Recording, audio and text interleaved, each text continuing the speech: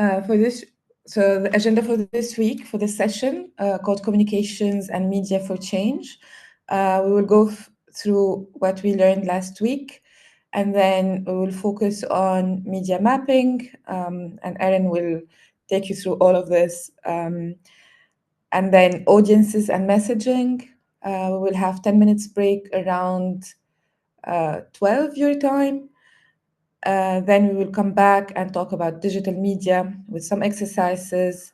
And then we will talk about being and supporting spokespeople, how to talk to media and how you coach someone else to talk to media. And then we will wrap up and fill in the evaluation form if possible.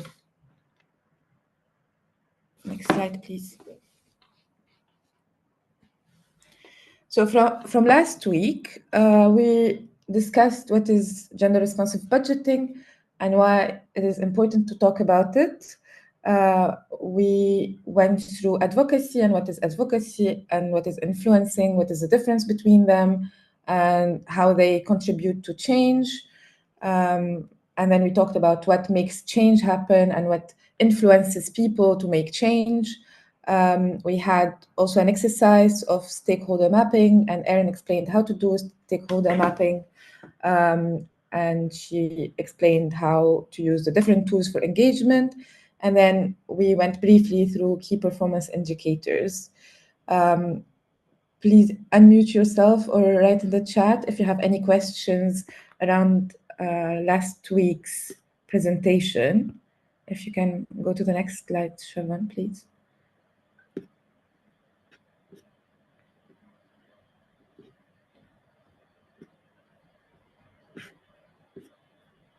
Any question about last week?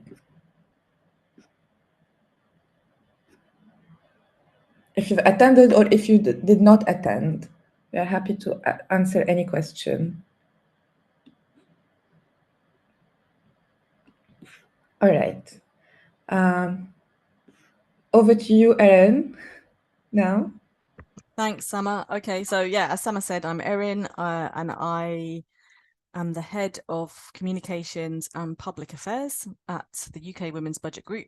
So we're going to go over, there's quite a lot in what we're going to cover this morning, or this afternoon, and so yeah, it's useful to hear back from you as we go as to what's useful. But to start with, just thinking about particularly work around gender responsive budgeting and achieving our kind of overarching aims and goals of gender equality. We've got the Mentimeter here, so we're going to ask you to answer this question. So if you can log on to Mentimeter, so you just put that in the browser, mentimeter.com, and it will ask you for a code. If you just put that code in, you should be able to see the question, and then we'd like you to answer, and we'll share that. So the question is, why engage with the media? Why do we need to work with the media to achieve our goals and our aims? So let us know if you have any problems getting to the Mentimeter.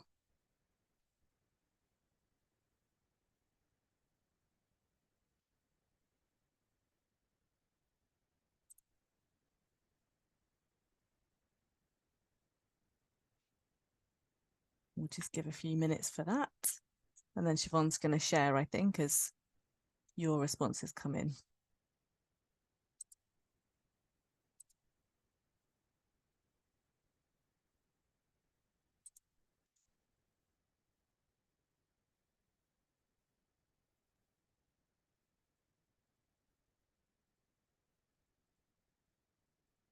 Great. Oh, there's a question there from Habil. Show the code.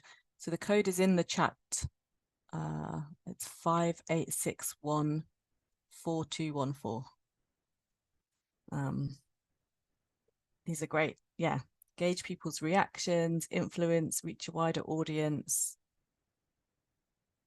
Yeah. Why else? Why engage with the media? Why work in communications?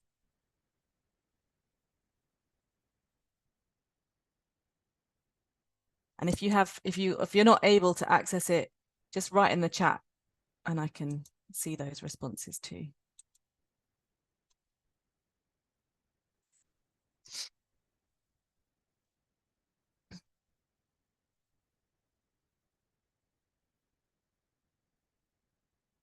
Yeah, to give verified facts. Absolutely.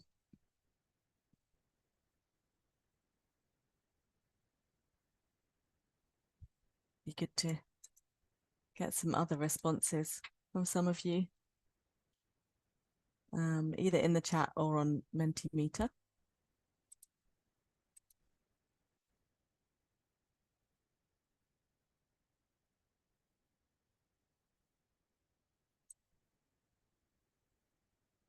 Okay. So there's lots of, these are all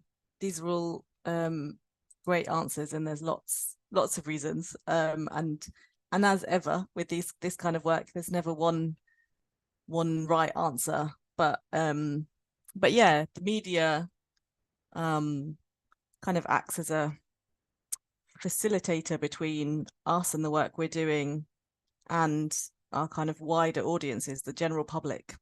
So exactly, to get wider engagement, to be able to influence beyond our, smaller kind of inner circles.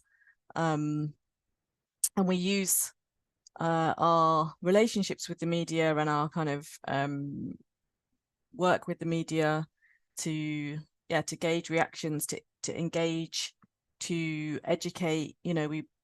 We want to explain why gender equality matters and why gender responsive budgeting helps us achieve gender equality. It matters, some of the work we talked about last week in terms of stakeholder mapping and thinking about decision makers. We talked about kind of political decision makers, governments in the Nairobi government, county governments, and the different stakeholders around them, and then civil society and other kind of stakeholders, and kind of sitting beneath but also above is the general public. And so the thing that influences particularly politicians and is around support for them or negative feelings towards them from the general public. So we want to educate and influence the general public, give visibility, establish ourselves, become known as a credible voice, and experts. Exactly, so visibility, better exposure, and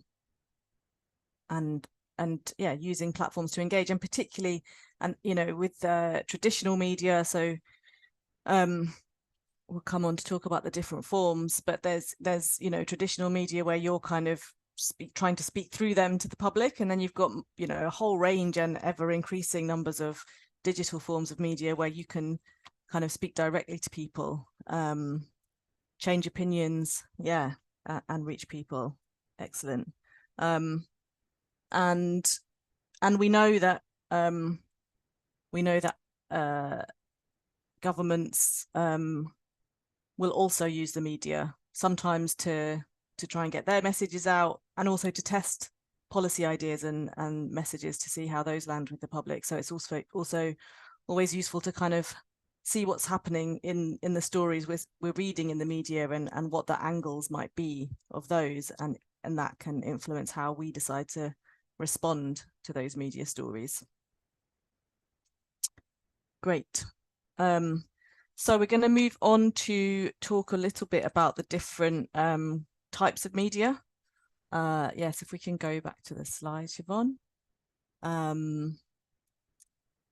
Great. I can see in the chat from Brian, to advance public policy, amplify and foster the public needs and interests. In trying to influence and change public policy, the media is a key tool for how we try and do that. So we're going to talk about building your contacts in the media, and having contacts is on any platform actually is really important. Building your relationships and networks, whether that's the traditional media or social media, seeing that as a kind of stakeholder relationship exercise is useful. So there's broadly three different forms of media, and so broadcast media, which is TV, radio, podcasts, and any of those can be kind of live or pre-recorded. podcasts generally, not live, although they sometimes are. Print media, so newspapers, tabloids, the broadsheets, which are the, tend to be the literally bigger sheeted newspapers. And then online news channels. So here in the UK, there's things like Sky News and BBC News, and magazines. And then you've got digital media, which, as I said, is kind of ever expanding. So yeah, you've got kind of websites, social media platforms, messaging boards, and social media includes Facebook, WhatsApp, Twitter or X, TikTok, Instagram, YouTube, Snapchat, and probably far more than that. As I said, it's one of the areas that's most evolving, and how people engage with all the different forms of media really varies from country to country, from region to region, which social media platforms people use and engage with, by age, and other demographics, kind of who the users are. So it's important to understand who you're trying to reach and which media outlets are the best channels to try and do that as you think about how to kind of get your message across. So I had a look to see kind of which the key media outlets in Kenya are, and this is the BBC's reported information, so you will have a better idea of how accurate these are. But Siobhan, if you could go to the next slide. Yeah, so from what I could see, these are some of the main kind of media outlets. So kind of online and print media, Daily Nation, Standard, The Star, The East African, Taifa Leo, Business Today, Kenyans, Tuko. I won't go through them and read them all, but these are the ones that came up. And then the news agency, which tends to kind of collect news and deliver it to all of the other news outlets. So and there will be kind of local county level, I think radio probably more locally that isn't listed there as well. So we're going to go to the first exercise, and Siobhan is going to share a workbook in the chat, and we're going to ask you to basically to do this. So if you work in the media, you may already have an idea of who the different kind of media outlets are, but so you can use this time to kind of look at how you're collecting and organizing your own contacts. And I'm going to share, before we go to the exercise, I'm going to share a quick example of how we've started to put together our contacts at Women's Budget Group. And if this isn't your area of work at the moment, then you can use this time to kind of do this. You sort of have a look at which the main outlets are and which broadcast and print media you think you should be engaging with or would like to kind of build relationships with. So I'm just going to share, actually, Siobhan, if you could share out of the presentation. Sorry, I've made this lots of work for you. There's an example of our contact list. I think on the next slide.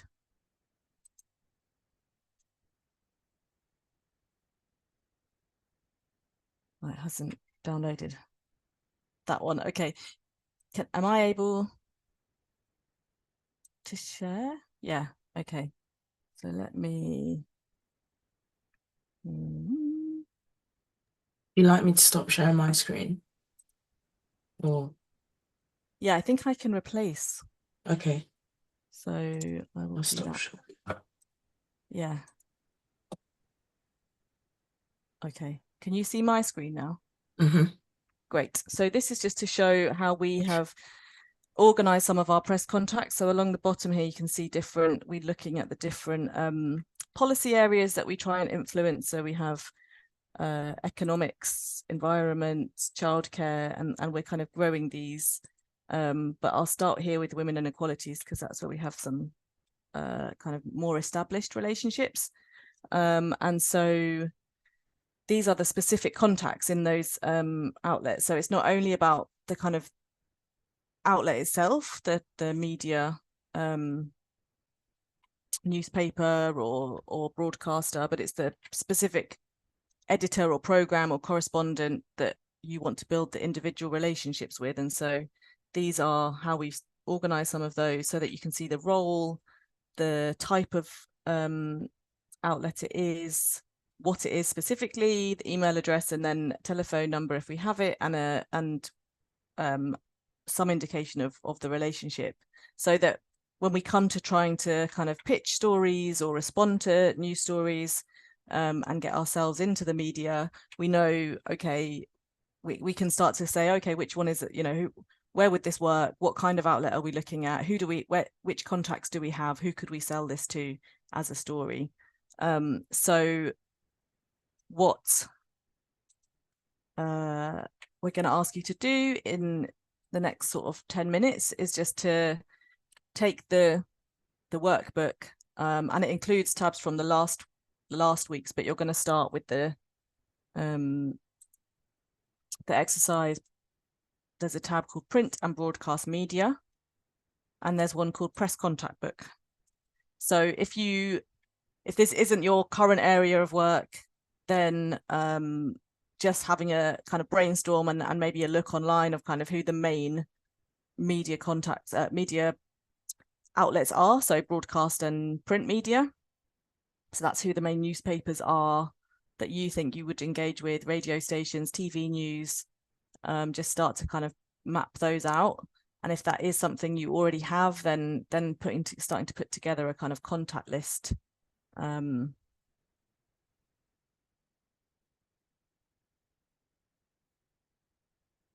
So Sorry, for some that's okay. reason. So while we do that, yeah, it'd be good to hear from you what your current relationships are like, how you engage with the media,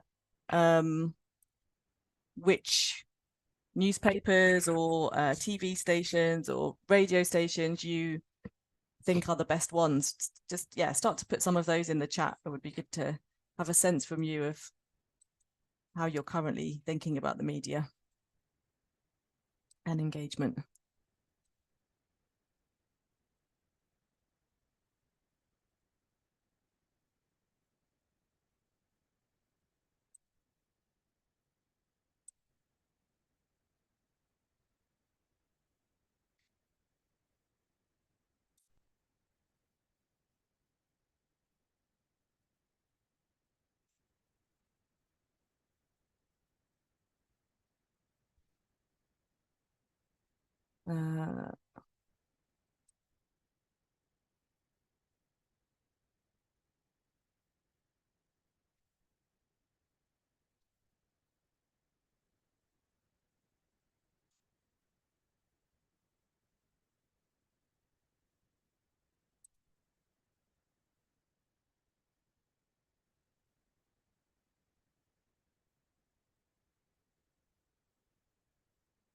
Just going to see if I can.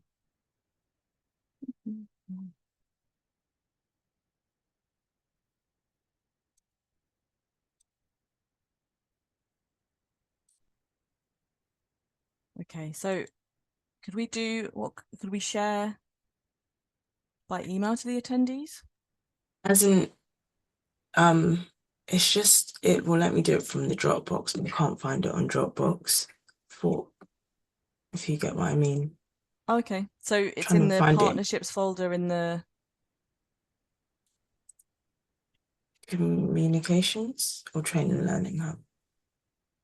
Training and Learning Hub. Okay. Oh.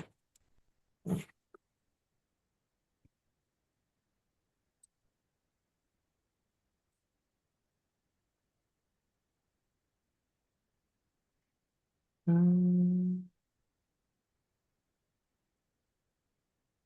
see the first one. Is this the right one? Is it exercises, advocacy, training? Yeah. Or was that last week? Yeah, that's it. It's the same one I've added.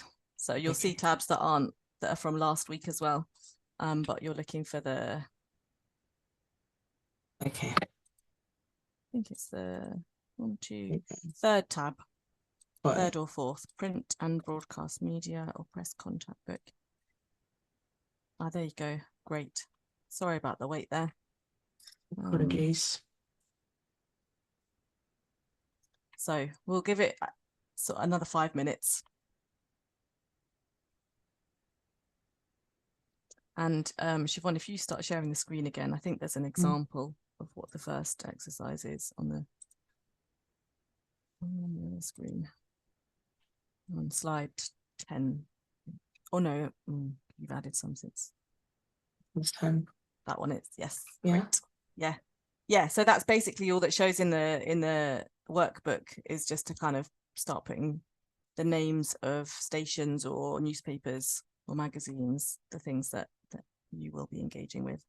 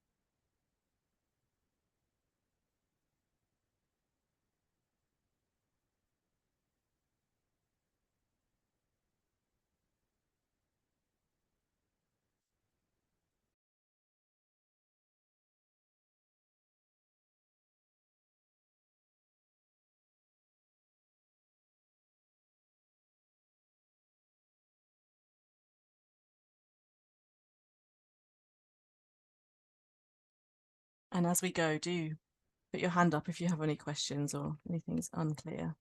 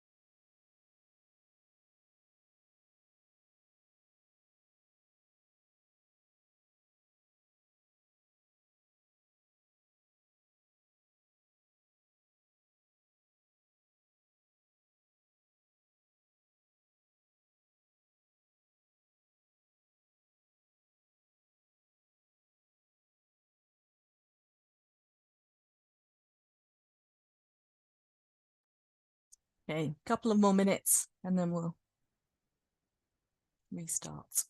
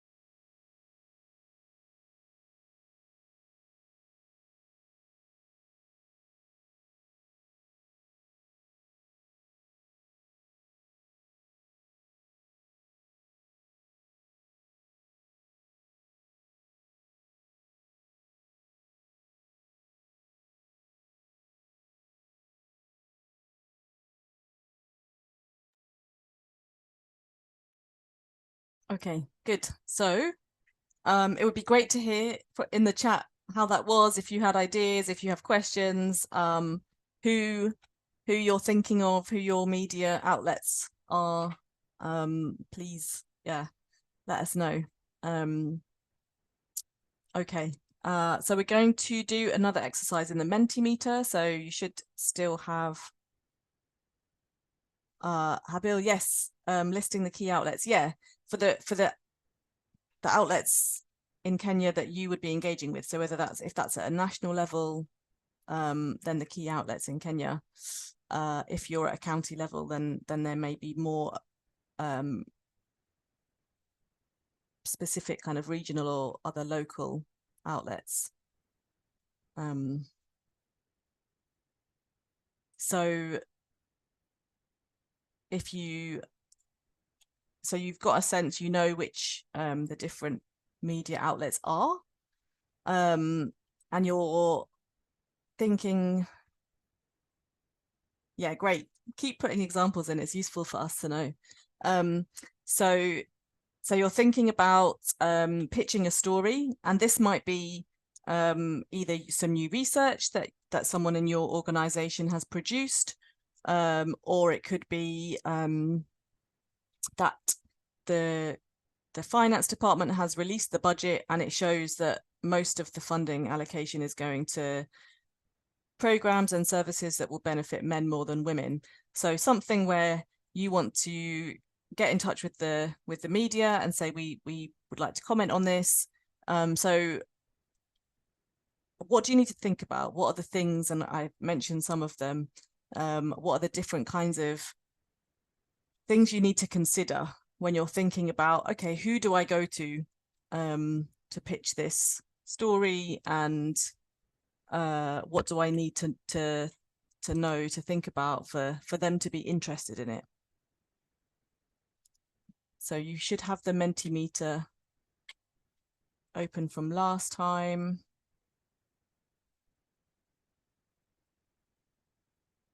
And there's the code. Yeah. Can you put the code in the chat, Siobhan? Thank you.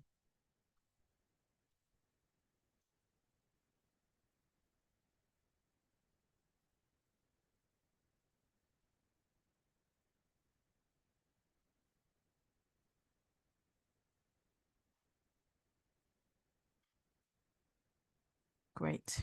Who are you targeting? Who's your target audience? Who listens to or reads that media outlet?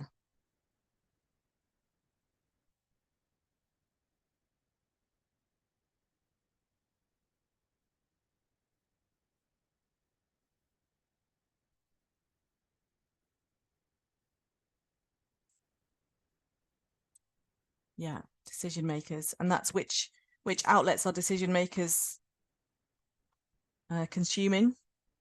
So there may be specific kind of political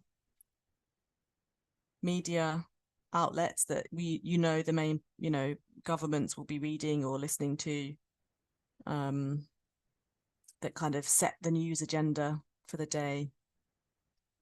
Reach, spectrum, yeah.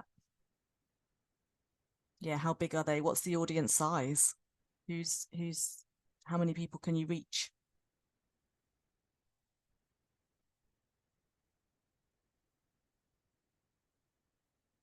And just the same as last time, if you have trouble accessing the Menti, then just write in the chat. Yeah, the age of the audience and other demographics.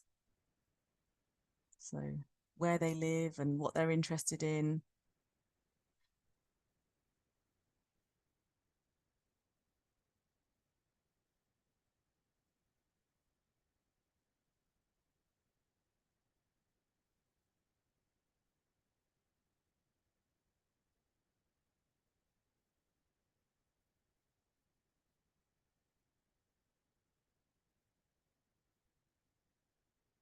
Great.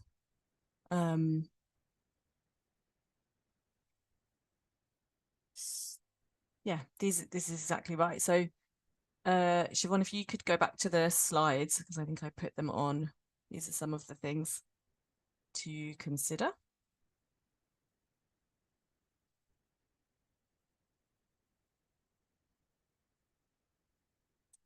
So when you're looking at who to pitch to, yeah, you want to know, I think as some of you said, age, who the target audience is, who reads and consumes that particular type of media or media outlet.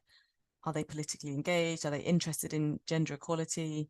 What's the political leaning of the outlet? So are they in support of the current government? Are they support of opposition? And where you place yourselves position you in terms of being able to influence the decision makers, and that, you know, that really is a consideration for you. So for example, here in the UK, we've recently had a change of government, but for a long time we had a government that wasn't particularly interested in trying to make the changes that we wanted to see. So in terms of media, while it could be useful to have things placed in media that supported the government, it was also okay to kind of be more critical of the government. But if you think they're open to you, then being openly critical in the media can be mean that you're seen less favorably. So thinking about the timing, is the thing that you want to talk about, is it relevant to their audiences? Why now, and why that story? How can you sell it to them as being a story that people are interested in now? Thinking about the individual presenters and correspondents. So on radio programs, sometimes there's presenters who are, and often they'll be women, who are more interested in stories around gender equality. So thinking about who is it that's actually presenting that program. And the same with print media, there'll be some correspondents that write particularly around women's stories, or issues that particularly affect women, and again, often women, not always. But also thinking about we would also target, as you saw, the kind of economics correspondents and make the economics argument. But when you're thinking about the type of story and the type of program or correspondent, you're thinking about, how will I make this relevant to them? So thinking about that angle and what they're interested in and how you sell it to them. So why you and why now? And then one of the main tools you have, particularly when trying to sell a story so if you're producing some evidence and trying to put that out to the world, one of the main tools you have is a press release. And press releases will go to news desks, but they'll go to individual correspondents. You'll send them to your contact lists. And so we just wanted to give kind of an overview of how you put together a press release. And some of you may have done this plenty of times, but there are basically these 8 key components that you want to include in a press release. The headline. So what's in a short sentence, what's the story? Why is this important? The dateline or an embargo date. So if you're sending out a press release and you want to be able to talk to the journalists and explain or give them time to come back to you before it goes live, then you can put an embargo date. So you can say this is embargoed until midnight on Thursday, and then the media outlet shouldn't publish it or run with it until that embargo. Or if it's you just want to get this out right now, then you can put immediate release. So just making clear what's the timeline on the story in the press release. A short introduction, very short. So lots of media outlets will get hundreds of press releases every day. So you're trying to make their life easy as possible, while also giving them enough information that they understand what they need to write the story or run the story. So you want to include the kind of body of the press release, which will usually include, it may include kind of some bullet points about the analysis you've done or the issue that you're covering, and a quote. So particularly print media, you want to make sure that you've included a quote from a spokesperson that is a comment. So anything that's not factual, anything that's you saying this is good or this is bad and why, that will be in your comment. Anything outside the comment should be just facts and evidence. And then you want a call to action. So what do you want the government or the decision makers to do about this thing that you're talking about? And then always include a bit of information on who you are, who your organization is, and how to get in touch with you. And then notes to editors generally is just extra information that the editors might need. So the source of the analysis, yeah, if it's sometimes you might do a call to a press release in a coalition with other organizations, so it might be a bit of information about the coalition. But yeah, anything else that you think the editor might need to know but isn't a core part of the story, it's just information for the editors. And your contact details and yeah, phone number, email address. So we're going to just show you an example of a press release that is actually one we did quite recently. I think it's our most recent analysis that we put out as a press release. So again, it's probably easiest for me to share this, Siobhan. So I'm just going to do that.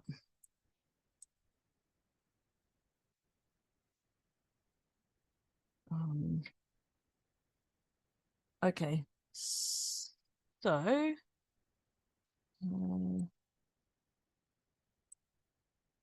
so here you can see basically as all of the components that I talked about. So you have, here's the timeline. This was for immediate release, and that was because we had given this as an exclusive.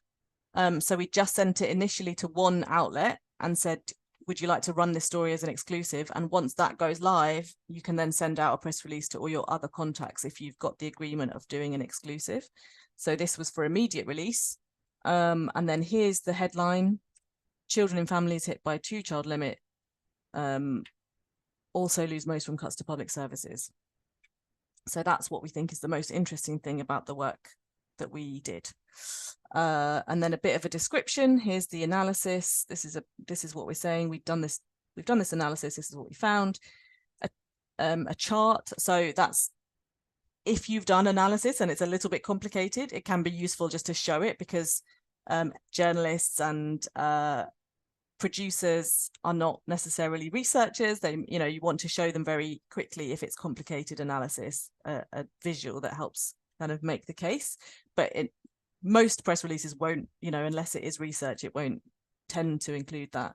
And then here's the bullet points. This is what it shows. And again, this is factual. So these are the stats and the figures that we found. And then here's the body commenting on the findings. It's grossly unfair to treat children in the same family differently simply because of children being born after a certain time. So that's that's your comment. It's grossly unfair. So you wouldn't put that kind of comment in a bullet point. That's the thing that you want them to print as the quote from your spokesperson. We're available for interviews, and here's the contact details. And then our notes to editors on this included who the analysis was done by and where they're from. So we had asked an academic to do that analysis for us, which part of the country this covers, so that they know that we're not, if they run it, that they can say where it covers, and then what is included in this analysis. So that is just a kind of example of those 8 components. That's how you put together a press release, and that, if you cover that each time you do it, then you should have a complete press release that you can send out to your contacts. Good. So I think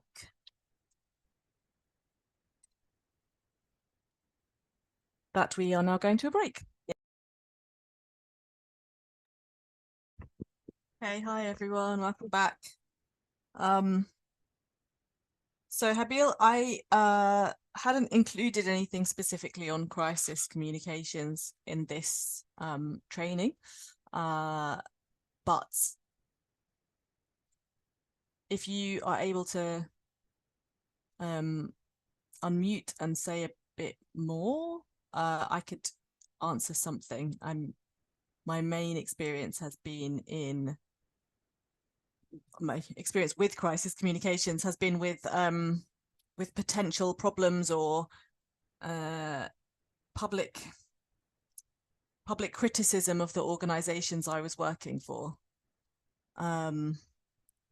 So yeah, I'll say a couple of things, and then we can go into more detail perhaps when there's some in-person training planned in a couple of months.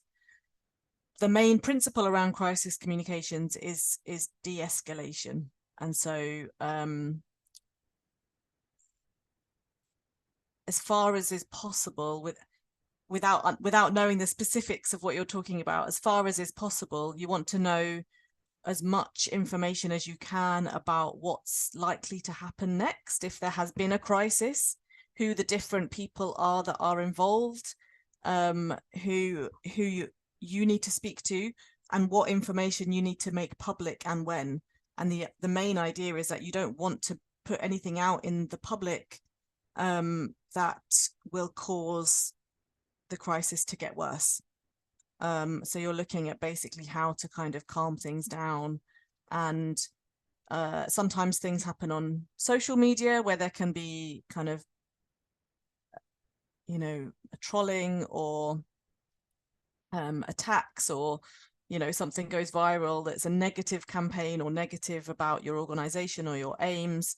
And yeah, it's about kind of judging when to make public statements and when to ignore things. So when things are happening that are small but look like they could build, it's kind of looking at when you want to make something public, but for the most part you want to try and keep things not reaching crisis or kind of coming back down from being at crisis point. So really it's about kind of putting out as the minimum information needed as possible at any given time, but also looking ahead to what might happen next and thinking about who you need to speak to.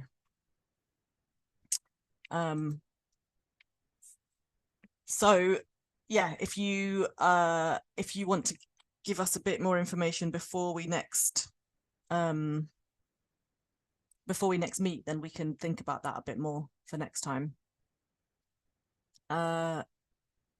So we're going to cover a couple of more things.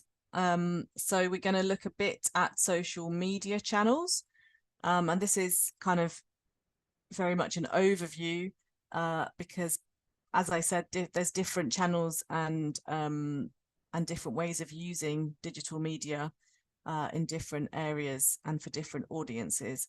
But so these are the broad principles. When you're doing any kind of communications work and you're using traditional media, you also want to make sure that where you have social media channels, you're using those to kind of reinforce and amplify your messages. So it's a good way to, you know, if you're putting out a press release, you want to include a social media plan for the same press release. So that might include kind of putting some of the same messages from the press release on your social media channels, but also making sure that you know who you're trying to reach and who your audience is, and kind of building your audience on social media channels. So understanding who your different audiences, and most channels have analytics so that you can do that. You can see who the main audiences are, but you can also use analytics. So you can download reports from the different social media channels for most of them and see which of your posts have done best, which ones have people engaged with most, and so that you can see if you need to, you can kind of do more of the things that do well and do less of the things that don't do so well. And so it's useful to kind of keep using the analytics that are available. Connecting with allies. So if there are other women's organizations, some of the civil society stakeholders we talked about last time would be other organizations doing things around the budget, women's organizations, equalities organizations, and kind of any of the stakeholders that you've mapped that you know are are aiming for some of the same kinds of things as you, then you also want to connect with those same organizations and individuals on social media.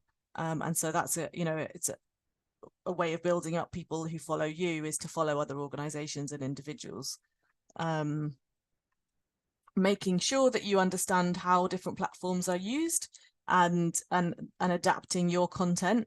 And all of this will depend on how much resource and capacity you have. So you have to make a judgment of how much of this is possible and how it will help you achieve your aims. But for example, Instagram is very image based. So making sure you create images and infographics and assets that you can share that kind of reinforce your message and are eye-catching, so that people, imagine anyone scrolling social media, you want to create something that will catch their attention. Some are more video based, so obviously TikTok and YouTube are kind of video content, but TikTok, you need to know what the length is, so TikTok's kind of much shorter, whereas YouTube, you can create longer content. But again, kind of the best way of understanding how people use these channels is to use them yourself and to see what else you think works in the same kind of work that you're doing. X, formerly Twitter, is very text based, and the kind of rules around what they will accept and what works changes. So kind of having an idea of how that's changing is useful. So for example, X has changed in lots of ways, and we at WBG are kind of keeping a bit of an eye on at the moment there doesn't seem to be an alternative, but there are problems with X, particularly since Elon Musk took it over, and has changed things a lot, and being aware of kind of the ways in which some platforms kind of enable divisions and polarization is kind of useful, and there are ways in which X is doing that. And so, but it's also still where a lot of kind of journalists and politicians are, so it's useful at the moment to be on that platform. But yeah, they have recently made posts that are linking to external sites perform less well, so kind of understanding the differences for how they're being used and what will perform well or not. And again, the kind of length and what's the ideal length, not just what is allowed by the platform, but also what works, what will hold people's attention, and videos, particularly on the kind of short form social media platforms, you don't want much more than 30 seconds if you're posting videos. They can be very useful to kind of establish your voice, and so one of the ways that Women's Budget Group has used X and what was Twitter was one of the ways in which we do kind of gender responsive budgeting is to do a live commentary on our government's budget each time the finance minister delivers the budget. So they do the speech and we will watch along, and we'll have posts ready to go. So we will create kind of posts with links to relevant reports and things, so that when they talk about childcare, we can say, we have our analysis of what the state of childcare is in terms of affordability. When they talk about what they're allocating for the health services, we can do something similar. So kind of using channels to establish your presence and your expertise. And generally with social media, your organizational tone, the way that you talk about things, will be very different to individuals. So if you have individual spokespeople or figureheads, they can be a bit more emotive generally. They might be a bit more give judgment. And while you can do that as an organization, if you're trying to build kind of your reputation as a credible and not entirely neutral, but kind of factual, evidence-based source, you want to kind of keep your tone reflecting that. So that might not be the case if you're working in an organization that's very sort of campaign focused, but if you're thinking about advocating and lobbying as a kind of expert organization, then you want to reflect that in the ways that you post on social media. So so avoid kind of just posting the same content across all your different social media channels if possible. I mean, if time and resource allows, sometimes that's all you have time for, but you want to try and kind of adjust so that they meet the different audiences and different expectations on the different platforms. And all social media can, there can be the risk of people criticizing, trolling, getting into disagreements. You can get people who are kind of against women's equality, and generally it's best to avoid getting into disagreements on those platforms. And again, part of that's about being established as a credible voice, as a kind of evidence-led organization, but it's also because getting into disagreements on social media platforms can escalate, get bigger, and then take up more of your time and resource than will help achieve your goals. So it's generally best to try and avoid doing that, either ignore or kind of hide posts that are doing that. If you get questions or comments from organizations and kind of legitimate stakeholders that you think you should engage with, it's usually worth replying. If something again starts to kind of escalate, then you want to reach out directly and have conversations with them. But yeah, it's generally best to not kind of get into lots of replies about something. It just doesn't tend to win over the people that you're trying to influence. So because we want to know from you how you use social media and which social media channels kind of work best where you are, we want to get you to do an exercise. And so again, in the workbook that Siobhan posted earlier, if you still have that open, that has this tab. So it would be good just if you could spend 5 to 10 minutes just writing down here what the different platforms are and what you know about who the audiences are, how you currently use it, how could you make better use of it, and any challenges or barriers. And we will ask you to send us these so that we can review ahead of kind of doing the next training. So 10:25, so yeah, 5 to 10 minutes. So if we go until 10:30, but again, it would be great to hear in the chat anything, any kind of what the key platforms are, as well as writing them down for yourself. So do let us know. Okay.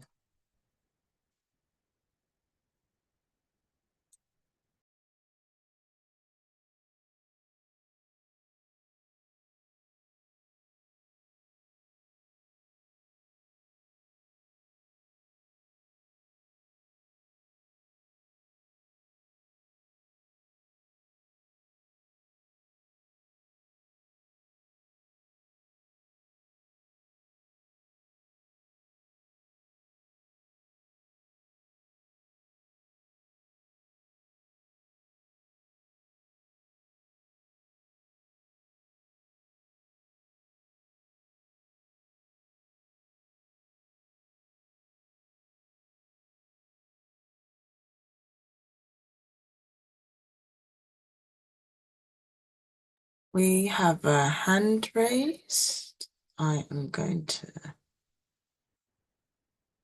let you give me 1 second.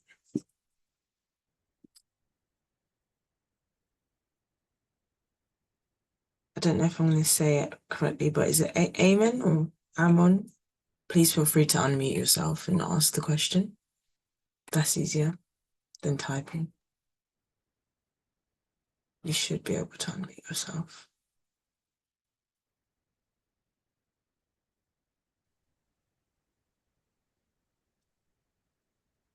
Unless it was an accidental hand raise. Maybe it was.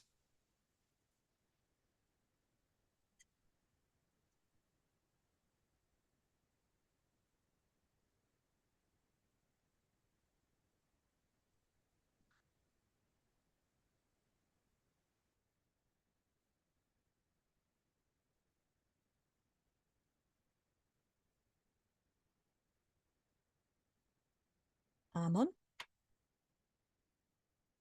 you want to unmute and ask a question?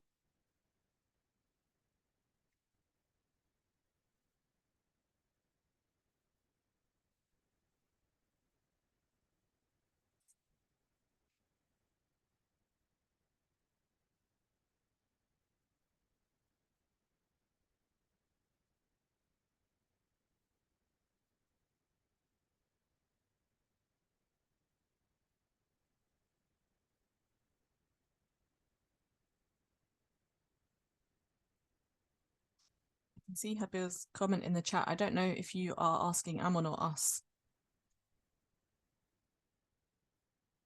Okay, great.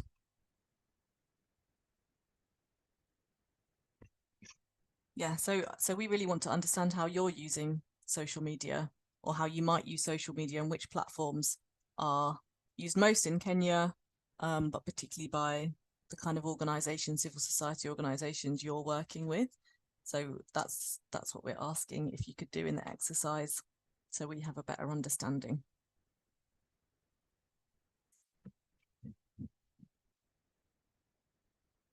That might include WhatsApp, Facebook.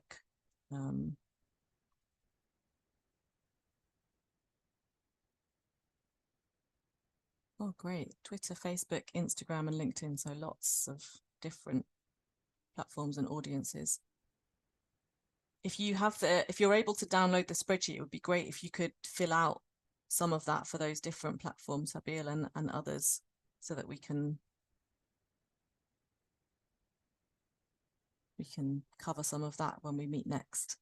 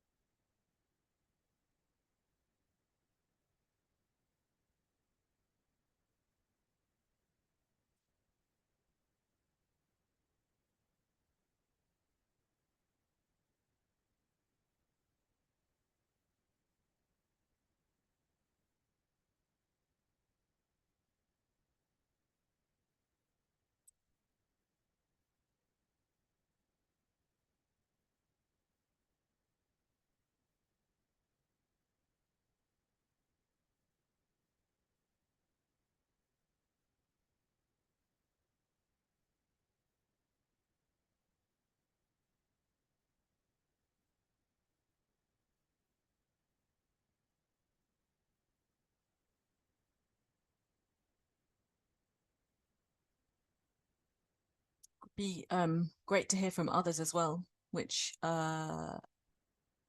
platforms you use.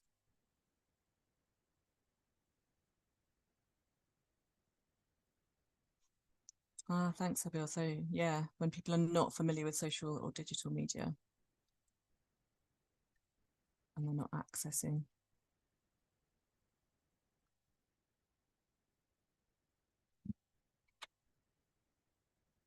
Are there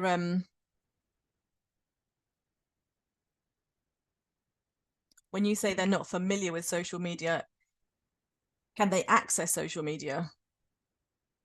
Do they have Facebook or Twitter?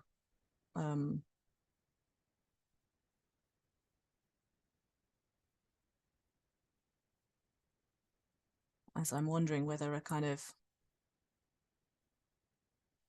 engagement campaign would be useful on if you're trying to reach audiences.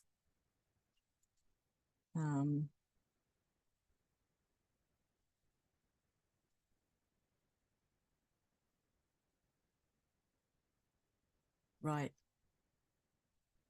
So internet services are. patchy or unstable, and not all of your audiences have smartphones that support the apps. Yeah.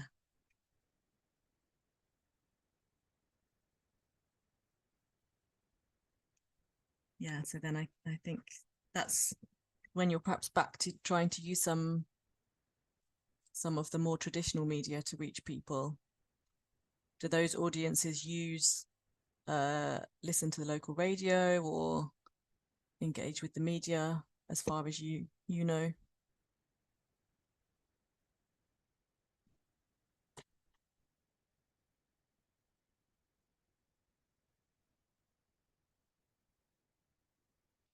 Or have email, which is less time sensitive, so you can share messaging via email, which we didn't talk about actually, but email is another key communication tool.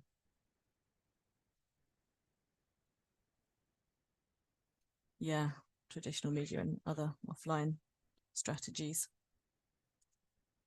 Yeah, so but that is one of the big barriers, is the people who are not on social media.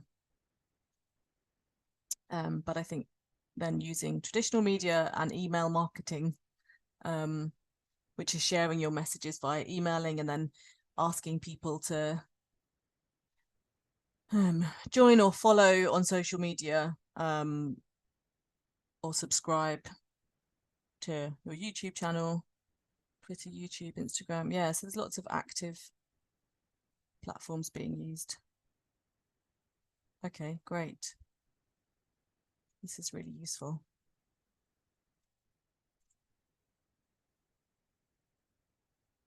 I think because of time, we'll move on to the next section. So this is the kind of last key bit of content for this training.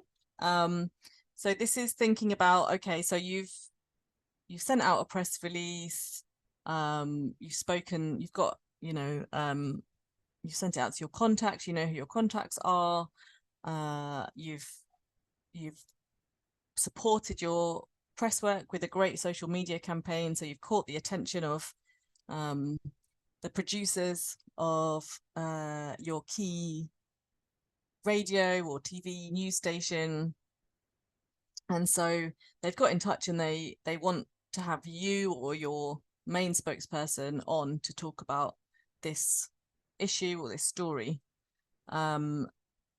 So these are some of the things, just the key principles for making the interview go as well as possible for your organization and for your spokesperson. So when you're in touch with someone from like a producer, from a media channel, getting some basic information can really help it go well, and often reassure your spokesperson who may be a bit nervous, or yourself who may be going on to do it and be a bit nervous. Oh, great, Irene, that's really good to know. So yeah, the things you want to think about are understanding who the presenter is, what the show is, who the presenter is, who's going to be doing the interview, and what's the format. Is it just a one-to-one? Is it just the interviewer speaking to your spokesperson or you as the main guest on that segment? Or are they setting up a kind of a panel where they're going to have someone who disagrees with you? So if you're advocating for gender responsive budgeting or for policies to support gender equality, are they going to have someone who's going to argue against that and kind of set it up to be a combative interview? And if that's the case, then you want to make sure you've briefed your spokesperson with the kind of things that they might be arguing and how to respond. Is it live or pre-recorded? So some, as I said, some radio, podcasts, news channels, they might do a segment where they speak to you and pre-record an interview, and then they edit it down and they broadcast it at another point. Or it might be live, so they just get you on to talk for, if it's a live broadcast interview, it's likely to be around sort of 5 to 10 minutes. So you don't have huge amounts of time, but it also means preparation is a bit more straightforward. And just checking, like, what's the thing they're what are the questions they're likely to ask, or what are the key things they want to cover. So you know that you've given them what you think they should cover, but having a sense of what they're likely to ask. And you may always get an unexpected question, but it's useful to know what to brief your spokesperson to be ready to talk about. And you may not have much time. Sometimes they'll get in touch and say, we want you on, in the next hour. And then just knowing your key message, what's the thing that you want. So, when you're doing an interview, as I said, that person that you're speaking to, it's not actually that person that you want to speak to, it's the audience listening. So you want to kind of almost like get past what they're asking you and speak to your broader audience. So knowing what's the key message, what is it that you want them to hear, knowing that they might be listening or watching while doing a million other things. It's just background noise. So you're trying to get their attention and give them your key message, kind of amidst whatever else they're doing. You want to make sure that within that segment, you're trying to say what you're calling for, what needs to change, or your recommendation. Try not to have too many facts and stats. It's useful to have a couple of numbers or statistics, some evidence to kind of support the credibility of your arguments, but not so many that you lose the presenter and the audience in lots of numbers. When you're asked a question that is not the thing that you most want to talk about and you don't have long, it can be useful to have things ready in order to kind of bridge to what you do want to talk about. So you might say, oh, that's really interesting. That's an interesting question. What I'm here today to talk about is, something else. So you can think about, you don't have to always respond directly to the question. Like, people will get annoyed if you do this too many times, or you don't, acknowledge the question. But yeah, don't be thrown by questions that aren't the thing that you want to talk about, because you can bridge to the thing that, you might answer and then say, and importantly. So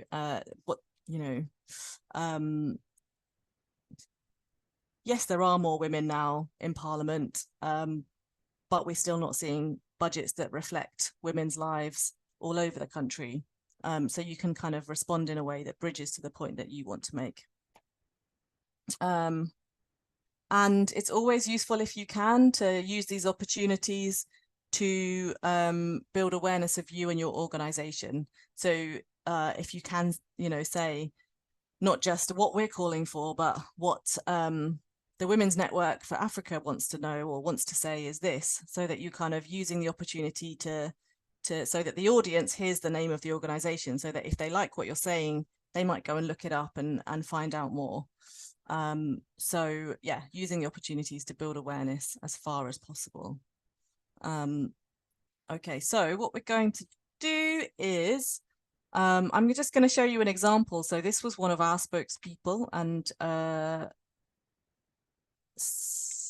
head of research and policy at the Women's Budget Group, who was invited. So this is something that often happens, is there'll be an issue in the news that's not the specific thing that you will work on, but it's finding ways of using that to talk about things that you do want to talk about. So this was a story about the price of formula milk going up during the latest cost of living crisis here. And we were invited to speak about that. So I'm going to show you a clip of this interview, and I'd like to hear from you what you think Zubaida, who's our spokesperson, what she does well as a spokesperson, and anything you think she could improve. What doesn't she do well? So I can do this one because I have the link here.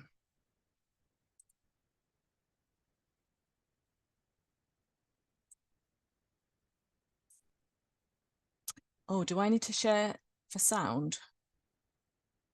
Let me see. I may need to. Oh yeah, optimize for video. Okay, let me do that. Okay. I can't see anything now, so tell me if you can't see. Otherwise I will play. All new Shopify point of sale, the all-in-one POS solution. An investigation has been launched into the supply of baby formula milk. This is after data revealed that prices have soared by 25% in the past 2 years. Britain's competition watchdog, the Competition and Markets Authority, is reviewing the sector over the historically high costs. And joining me to discuss this now is Dr. Zubaida Haque, Deputy Director of the Women's Budget Group. Thank you so much for joining us. I mean, going up by a quarter in just 2 years, astronomical amount of money. And what can be done about this, if anything?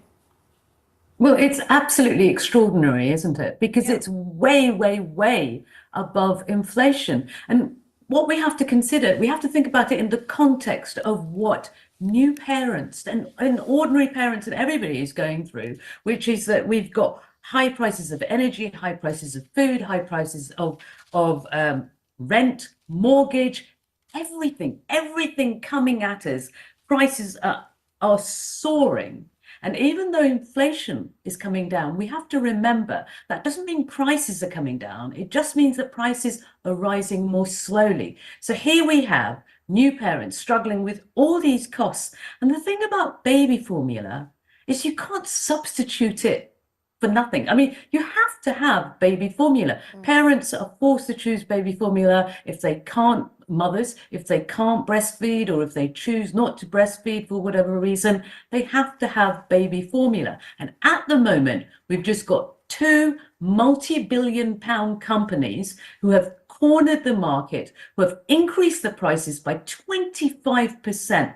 And it's just unaffordable. I mean, we've heard horrible stories, Vanessa. And is there any potential for the women of the world to unite, to put pressure on these multi-billionaire conglomerates to say, you know, you are a monopoly effectively. You've only got two choices. It's not like there are small artisan companies all over the world making small, beautiful amounts of baby formula. That's not a thing.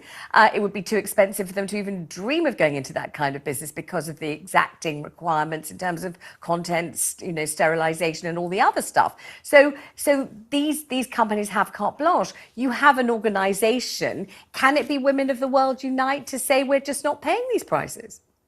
If only that were true, we'd be in a completely different place with gender equality, wouldn't we? But unfortunately, I don't think it's about women having the power. I think this is an issue for government. I mean, we have to remember the government brought in a cap on energy prices when energy prices were skyrocketing and we couldn't afford it, and we knew that households on lower incomes would really struggle, let alone everyone else. We knew that would be a problem. The government brought in a cap on energy prices. Why can't we do the same? Why can't we do the same for milk formula, which is an essential item? And we know it's an essential item because it's exempt from VAT. And the reason it's exempt from VAT is because it is an essential good. It's an essential good that babies can't do without, that mothers of new babies can't do without, that families can't do without. And yet we've left it to the markets to decide what the prices are. And that's wholly inadequate. It's wholly inadequate. It's right that the Consumer and Markets Authority are stepping in. But this is the problem, Vanessa. They can step in and they can make those companies be more transparent about why their prices are soaring and skyrocketing, but they can't change those prices. So this is where the government need to step in. It's not about consumers doing something, because the consumers are actually stuck. They're stuck. They've just got two companies that have cornered the market. And does the government show any willingness to step up? Is the government listening to what you're saying and realizing that it's women who are being exploited in this way, and that, you know, that nobody has any choice in the matter? It's effectively a joint monopoly. Is the government willing to discuss this, willing to consider pitching in? Well, I think we'll have to see. I mean, Women's Budget Group, I'm the Deputy Director of the Women's Budget Group. I mean, we've been trying to get the Chancellor to think much more about the impact of the economic policies on women. We'll be doing that in the next couple of weeks. But the issue here is they need to put pressure on these companies to be more transparent about what the high price is, to have a price cap on milk formula. That needs to be a wider discussion about why there isn't a price cap on an essential item that cannot be substituted. And this isn't just about babies being fussy eaters. This is about an essential item that babies need, milk formula. And I think there are also other issues here as well, Vanessa, which is around how new mothers, and especially mothers on lower incomes, mothers on statutory maternity pay, which only works out to be less than £5 an hour. Maternity Action just came out with a survey on this week, showing that mums on statutory maternity pay are really struggling. That needs to be increased to national minimum wage. So there are broader conversations to be had, but in relation to milk formula, it is wholly inappropriate how it's skyrocketed. It's wholly inappropriate that it's left to the market to decide how much that costs, and the government needs to step in and put a price cap on it. Doctor, thank you very much indeed for joining us. We will watch this particular space with interest.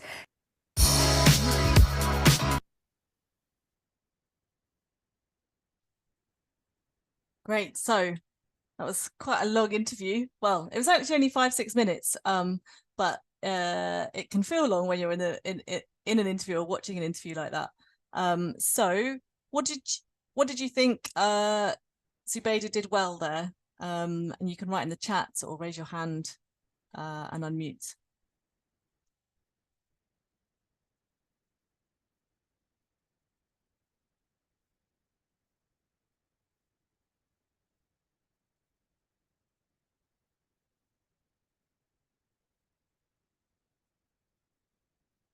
And any thoughts about what she might have done better?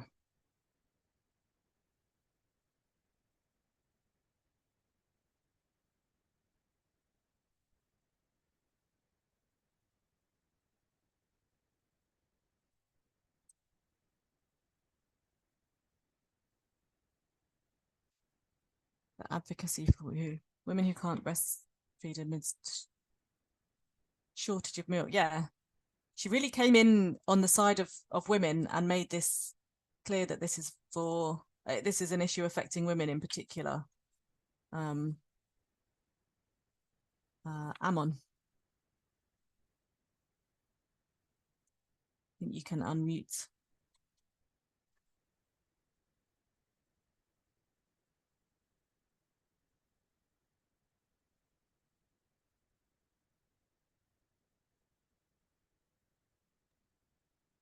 You should be able to unmute yourself if you would like or feel comfortable to do so.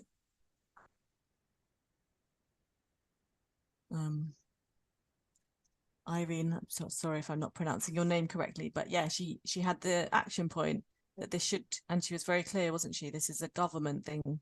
So when she was asked the question about women, I think it was, should women unite around the world or something? It was a slightly strange question. And she kind of did answer, but then said, actually, this is an issue for the government. The government should be doing something about this. That's the call to action for the government. Yeah. That it shouldn't be left to consumers or to women. I think she came across as knowledgeable. You know, she had looked, or we had looked ahead of this about what was happening and what the CMA, what's the CMA? Something in Markets Authority, Consumer Markets Authority, had done or not done. Yes, thanks, Gloria. Exactly, a good argument on why is it the government has taken action on energy fuel, but why not do the same on this issue? Yeah. She did use a statistic. I think it was the cost of living, the increase in the cost of living. And she used that specific issue that she was being asked to talk about and broadened it out to the wider cost of living, and the government needs to do more. Yeah. And she talks about the women's budget group, so she gets extra points for getting that in. And you can see sometimes you feel like you're repeating yourself. You did make the same point a couple of times, but actually you can do that in different ways, and it works because, as I said, you're often talking to a distracted audience. So it's okay to say to kind of keep making the point as long as you do it in slightly different ways. Anything that you think she didn't do as well or could have improved?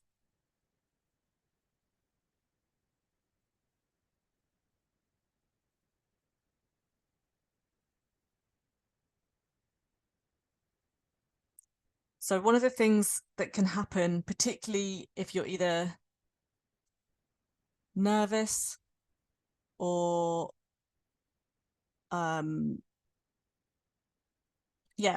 or you think, you know, when you're invited on and they say, oh, you've got 5 to 7 minutes, is you can think, I need to get everything in that first question.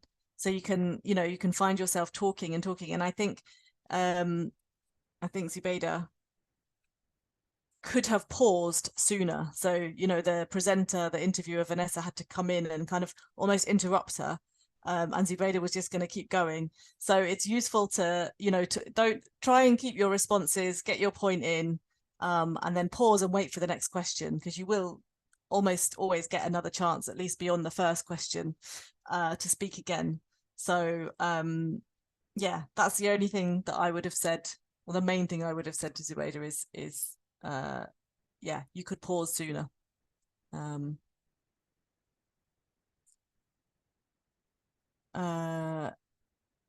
She did, Habil, she talked about the government could bring in a price cap, but also take wider steps. And actually she could have been more specific on that, on the kind of wider steps that the government could take on the cost of living. So being a bit more specific about that. And she said, we'll be saying a bit more about this in a couple of weeks. And what she didn't say was that's the budget. And it would assume that people would know what was happening in a couple of weeks, but most people wouldn't know that when the government budget is. Your general member of public isn't gonna know the timetable of the government. So yeah, when she said, oh, we'll be talking about that more in a couple of weeks, she should have said that next government's budget is in 2 weeks, and we'll be once again looking at how they allocate funds to women and men differently, or something like that. Good. Okay, I think just because of time, we probably will wrap up there. So I'll hand back to you, Summer. Thank you, Erin. It was so eye-opening to me, at least. I hope it was beneficial to everyone here. I think the main message or the main lesson that came up through all the slides that you've shown and everything you've talked about is to do research on the media you want to work with, know their positionality, know your audiences, what kind of messages go with certain audiences, know the people you are talking with in the media, if you are a spokesperson or if you are coaching a spokesperson. And this is really, really interesting. I don't know if anyone wants to put in the chat what is the main takeaway from this session and maybe what we could have done better. We can take like a couple of minutes to do that, and then we can talk about next steps.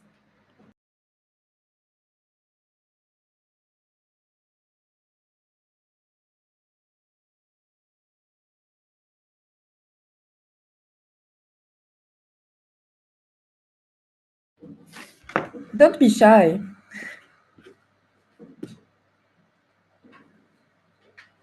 All right, I'm also conscious of the time, and we are almost 11 here, 1 p.m. in Nairobi. I would like to thank you again very, very, very much for making the time to come and for engaging with the conversation. And we hope to see you all, or many of you, in the in-person training happening end of August. We look very much to it. Please fill the evaluation form. It will help us know more what we focus on more and how to improve our delivery. And thank you so much again. The evaluation form is in the chat. You can open it and fill it in. That's very important to us. And thank you so much again. And hopefully Kenya will be okay. And we look forward to see you again.